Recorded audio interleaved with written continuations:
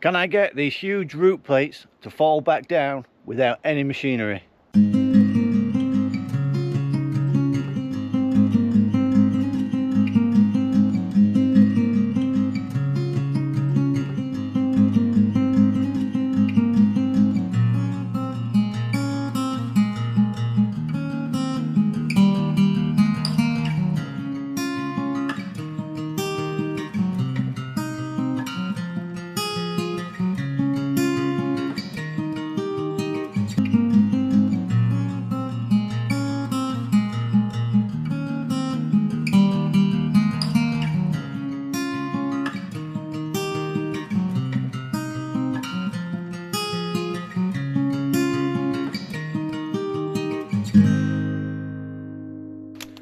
Welcome back to Smallholding on a Shoestring.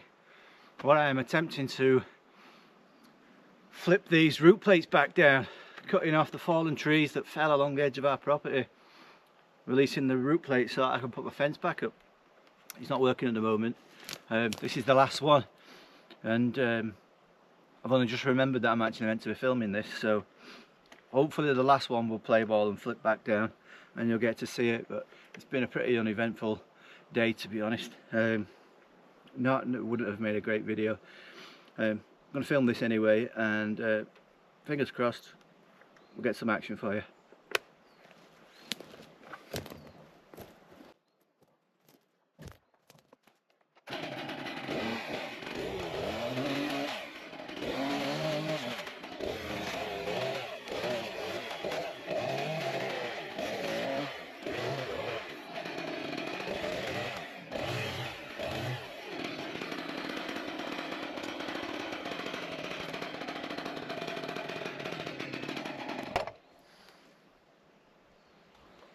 But that's that bit cleared. Now it's time to, I've got my escape route all clear. Let's see what happens.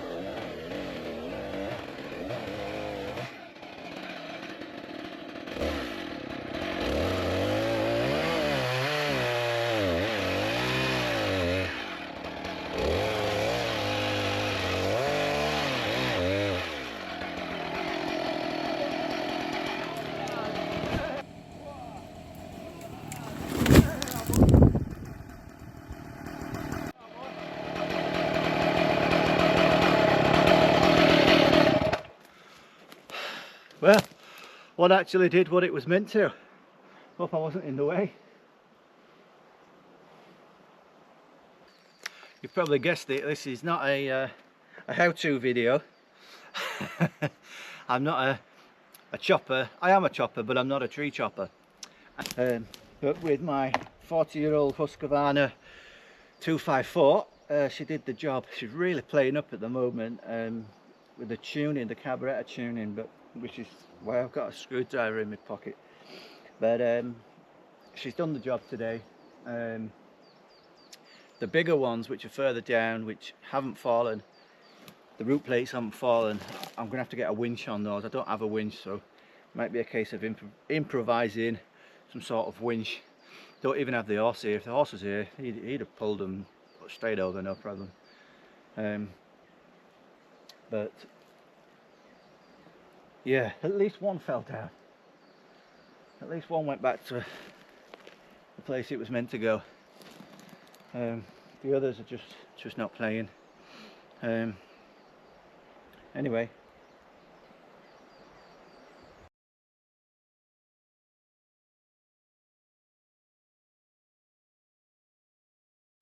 It's the morning after now.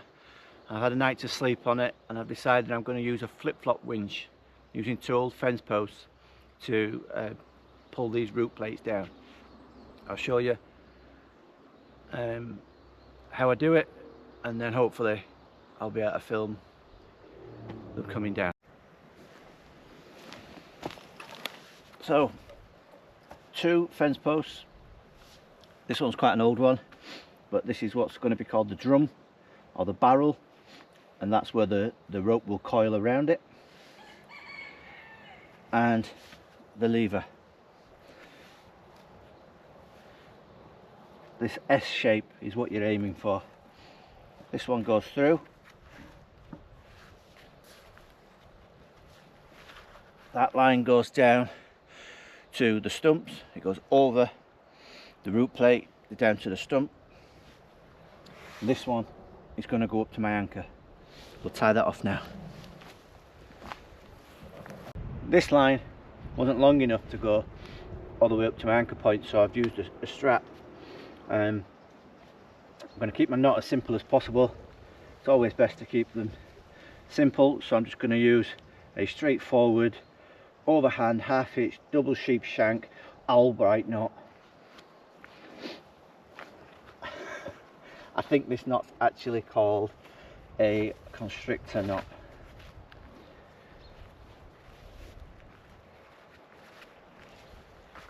Loads of excess line, but I don't cut line unless I really need to go over 3 or 4 times. 2, 3, and over again. I know it doesn't make it easier to see what I'm doing when I've got all this line, but it's not a how-to video, it's just how an idiot's doing it, isn't it? Right, the last one comes through as normal, but then comes back through on itself like that, and that's the knot that you want to use for towing vehicles or anything like that, because it's easy to get undone. It won't bind up on itself. Here I've put in a couple of loops from some old baling twine, baling band I call it. Again, I don't cut it. I'm looking really tight-fisted here. We'll call it thrifty. But yeah, I haven't cut it because it may come in handy something else. Put that on both ends. You'll see why in a moment. So all there is left now is to put a couple of stakes in. All I've got is some leftover timbers from the house roof. It'll do.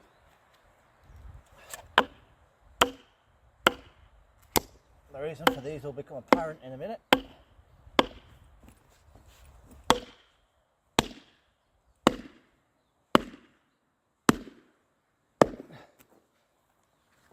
Do it in line. Try and get it in a better angle.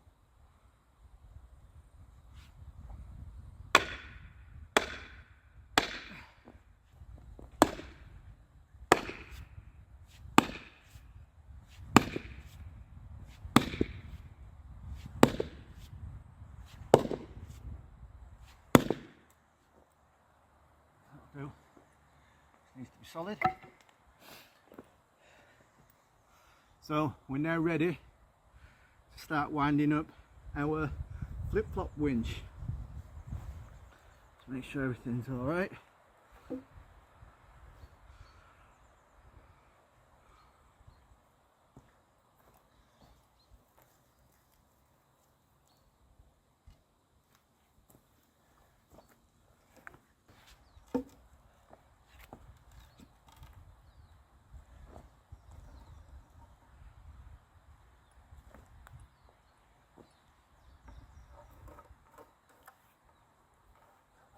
Bit of adjusting here, just getting where we wanted.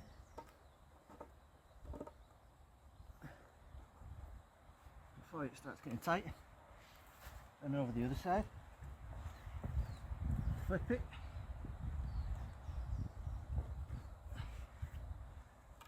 This one comes up. Again, it slipped a little bit, so I'll put him further down. Now's the time to make your adjustments.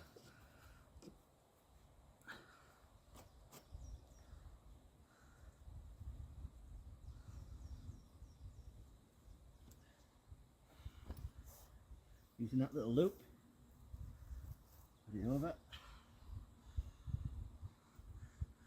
and flop him.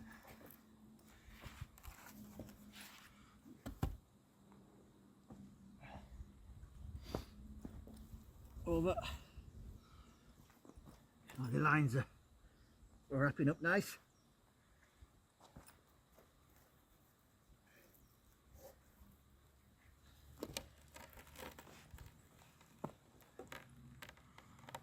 Getting a nice bit of tension on there. And then using the loop on the other end just to stop that moving.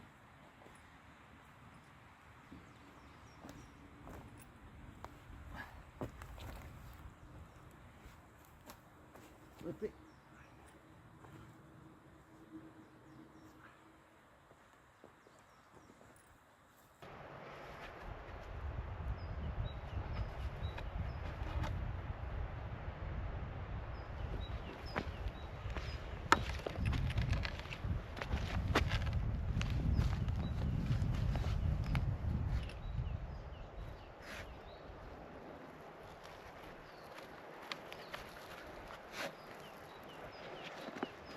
One other thing is that you want it wrapping up as neatly as possible on your drum or your barrel where it's winding up the rope. We've got quite a bit of tension on now, so I'm going to move the camera down there. I think you've seen enough of this. I think it'll work. It's only got to pull it past its tipping point, so we'll see. There's a rumour that this is what's used locally to pull Irishmen out of pubs at closing time.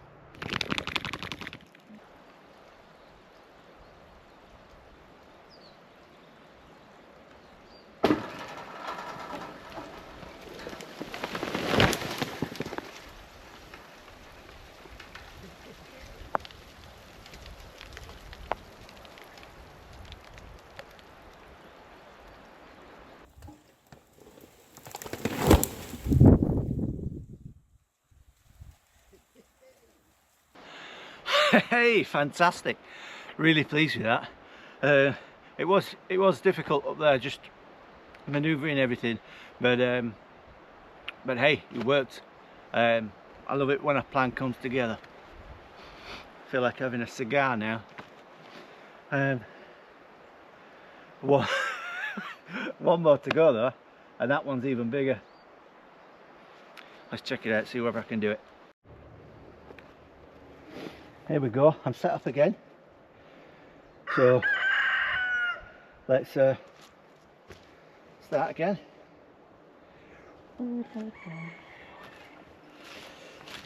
So it's set up again. Let's go again.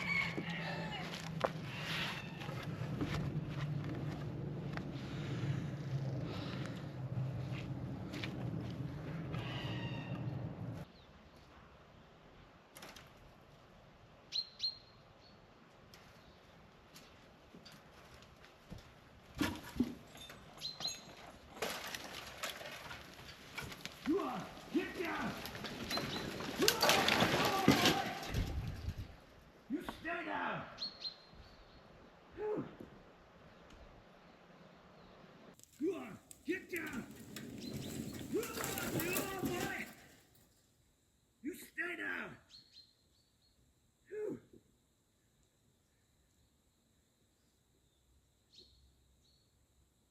Wow, You may have heard me get a little bit excited as that root plate started to come down. It was a lot harder than I expected. That was very hard work on my own. But I've proved the concept works. I've used this flip-flop winch before to pull vehicles out of mud, and it worked fine with fence posts, but I think in this instance this root plate weighed a lot more than I anticipated, so if I was to do it again, hopefully I'll never have to, I'll use longer levers. Other than that, it worked, and I can now get on with fixing my fence. Buy a new roll of sheep wire because that is all stretched and knackered, so a new roll of that. The posts hopefully will be reused.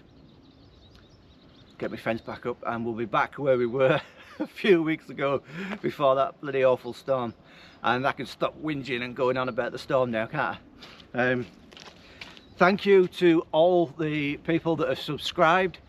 It means a lot, and we are now over the 1,000 subscribers, and I'm well over 4,000 watch hours, which means I can now join the YouTube partner program and start getting paid. It's just a little bit of an incentive to make these videos because they're very time consuming. It takes 3 times as long to do something when you're trying to film it yourself and everything like that, and then there's the editing that goes into it. So just getting paid a little bit of money will definitely incentivize me to do more videos. So thank you everybody, and I'll see you next time.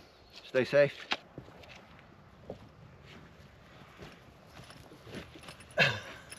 Who remembers that simple knot that I used? You guessed it, I can't get it undone. I should have gone with a bowline triple loop dog leg with a hangman's crotch knot. Here we go again.